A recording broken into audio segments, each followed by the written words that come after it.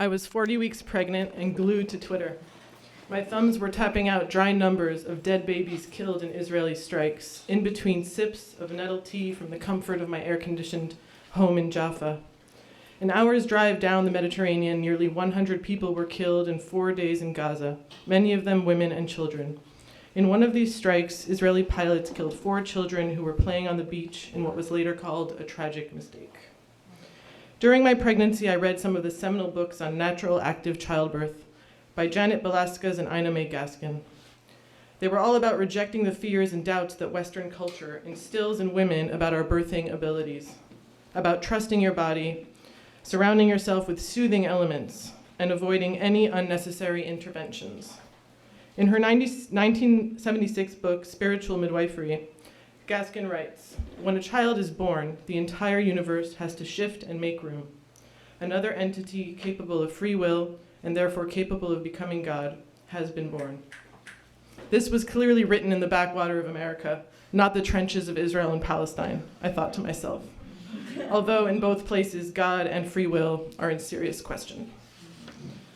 Rockets were being fired at our neighborhood every day, sometimes a few times a day, usually 1 in the morning and 1 in the afternoon. I tried to time them and find the patterns, just like the contractions I was anticipating. Drawn out crescendos of sirens followed by a staccato boom. The whole house shook. An old Arab house now owned by Jews and split into 2 apartments. The rockets weren't landing, but being intercepted in midair by missiles, thanks to US-funded Israeli technology. Instead of heading for cover, people would stop on the street to watch the spectacle in the sky. We were victims and victimizers, yet untouchable. I was resentful my birth experience would be shrouded in noise and news of deaths, but I knew my punctured dreams of sublime and orgasmic rushes, what Gaskin calls contractions, were pure privilege. I tweeted, "Now, sirens in Tel Aviv, followed by several loud booms.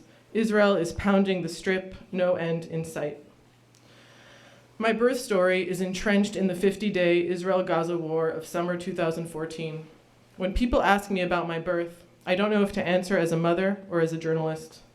I went into active labor the same night that Israel deployed ground troops into the 32-mile-long coastal strip, one of the most densely populated places on Earth that Israel controls from the outside, like an incubator. We had been home up until the contractions were under 3 minutes apart, wondering if when we drove to the hospital, there would be a siren and we'd have to get out and take cover by the side of the road, as I and everyone around me contracted.